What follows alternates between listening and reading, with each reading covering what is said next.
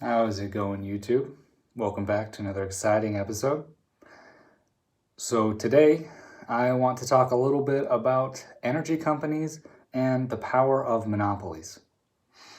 The two are very much related, as I'm sure most of you don't have access to two separate sources of power. You usually only have like one. And where I'm at, we have what's called Duke Energy, or in the recent merger, Duke Energy Progress.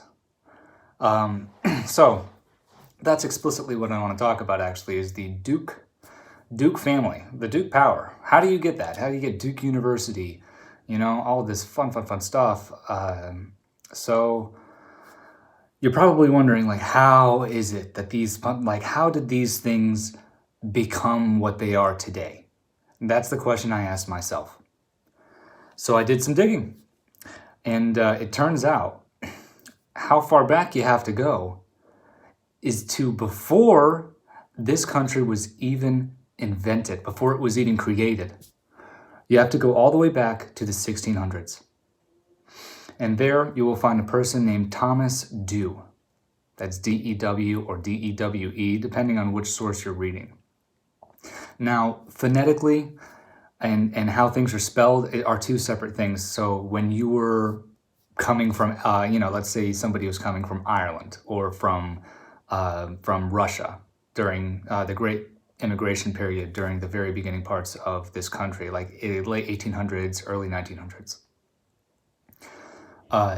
You saw somebody say, "Oh yeah, my name is Frederick Stein," right? It's spelled F-R-E-D, but somebody put F-R-I-D at Ellis Island when they were doing the cross-checking, and then they put him through, and then that was his name for the rest of his life, and the lineage therefore on.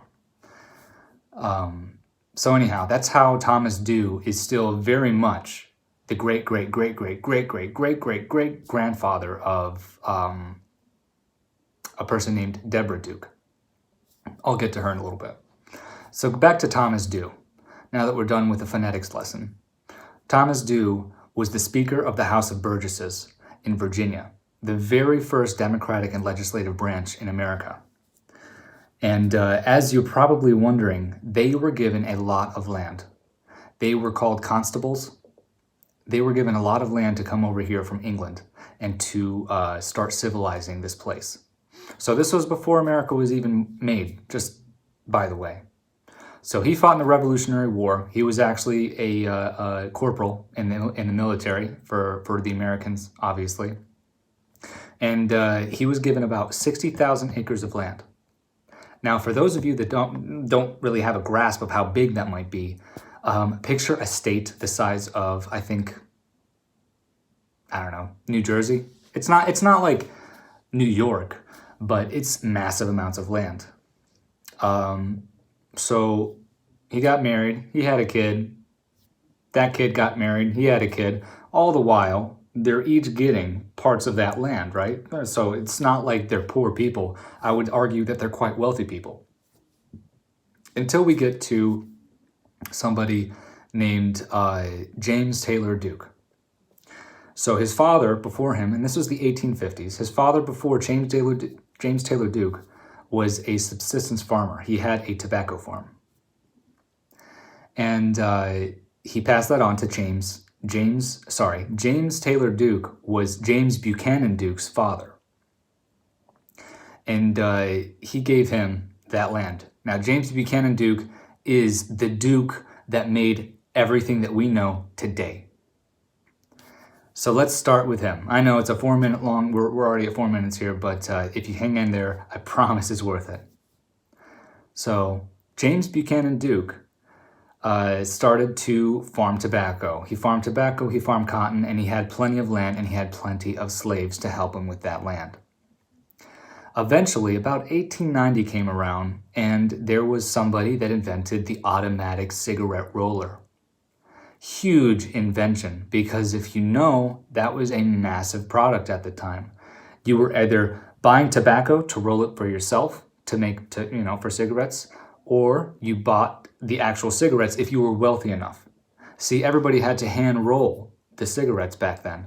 And so James Buchanan Duke bought the patent to be able to be the only one that can produce cigarettes in mass quantities. So once he did that, he started to produce cigarettes at a much cheaper cost than anybody could afford to make. And eventually he bought out 90% of the tobacco and cigarette makers in America. All right, so that's effectively a monopoly. He made the American Tobacco Company.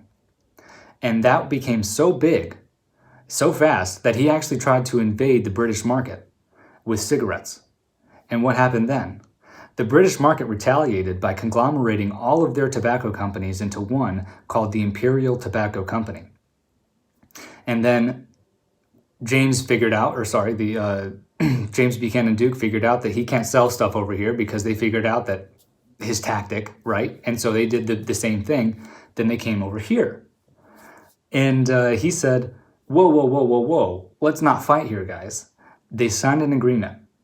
The Imperial Tobacco Company and the American Tobacco Company signed an agreement to be able to distribute cigarettes and fix the prices across the entire globe.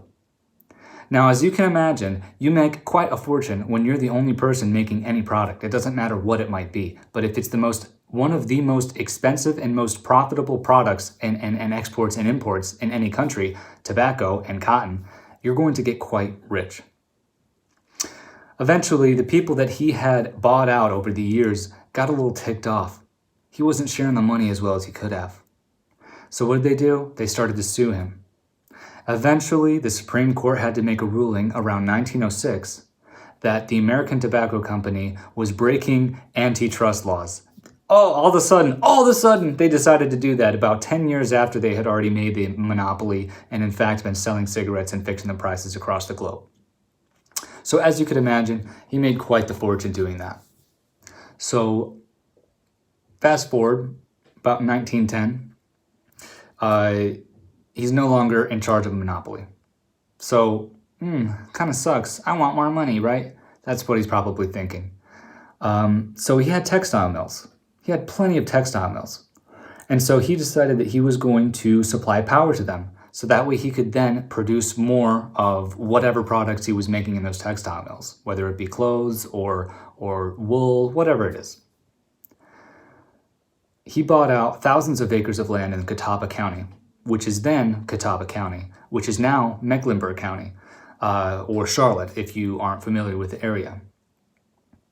So he bought out thousands and thousands of acres, and he established hydroelectric dams in the area to supply power directly to his sites. Now, this was not with the intention of hopefully producing power for the rest of the country or for the rest of the states or the surrounding areas explicitly. He made it explicitly for the power to go into his textile mills. All right. And by that time he had already gotten that all done. All of the tobacco money that he had gotten was pretty much dried up. He was left with what's known as the American Imperial Tobacco Company, which was just a tiny little merger. Didn't really leave him enough, just a couple $100 million a year, and that's not nearly enough for a guy like James Buchanan Duke. So eventually, not enough money, it's drying up. He decides that he's going to need to make another monopoly. And that monopoly is what's known as the Duke Power Company that we know today, or Duke Energy Progress. So that in summary is basically, you go all the way back to the 1600s, and that's where you can find a direct link to these massive monopolies or these massive monoliths of companies that we have today, specifically the energy company Duke. Okay, so I think it's quite fitting to say the rest of the story. The Duke family ended the lineage pretty much with a girl named Deborah Duke. She was actually the exact opposite of every single person that came before her in the Duke family. She was a philanthropist. She actually donated all of her money, which is $1.2 billion, to end child cruelty and to produce some wildlife conservations. Very noble, and I applaud her for that because I'm sure that did a lot of good, and I'm sure that did a lot more than maybe she might have thought it did. So a round of applause to her. But I did want to get to one thing real quick before I ended the video. If you took a look at the recent merger between Duke and Progress Energy, it was the largest energy company merger in the country's history. And that was about 7.1 million customers that these two companies had together. And the merger cost $26.1 billion. So at the end of the day, what I'm trying to get at is, why are we letting these companies merge together over and over again until we barely have any choices as Americans? I thought that was the point of capitalism, to be able to produce a competition, to be able to produce something that we as a consumer have the choice to say, I would like another energy company actually, because I don't like the way that Duke runs their business. If you take a look at any of the coal in the rivers, the coal ashes in the rivers that poison the communities around, there's reasons why there should be choices. We just don't have them because the government today says, oh, whatever, it's an energy company. And in fact, I think energy companies, and correct me if I'm wrong, but they are federally insured by the government to make a profit year over year, regardless of how they perform. So, that's just something to think about for you guys if you're thinking about making an energy company. It's kind of hard to these days. You don't have the infrastructure like James Buchanan Duke did. He used the monopoly of the American Tobacco Company to leverage himself into a new industry called the Duke Power Company, or the energy industry, and effectively make himself another monopoly in which there was really no competition. And still to this day, there is no competition. This company has been around for hundreds of years. At first it was a tobacco company, now it's an energy company. The difference is stark, but it doesn't matter. I think that in this country, in America, the reason that we have a capitalistic society is to encourage competition, not to discourage it, which is exactly what's happening.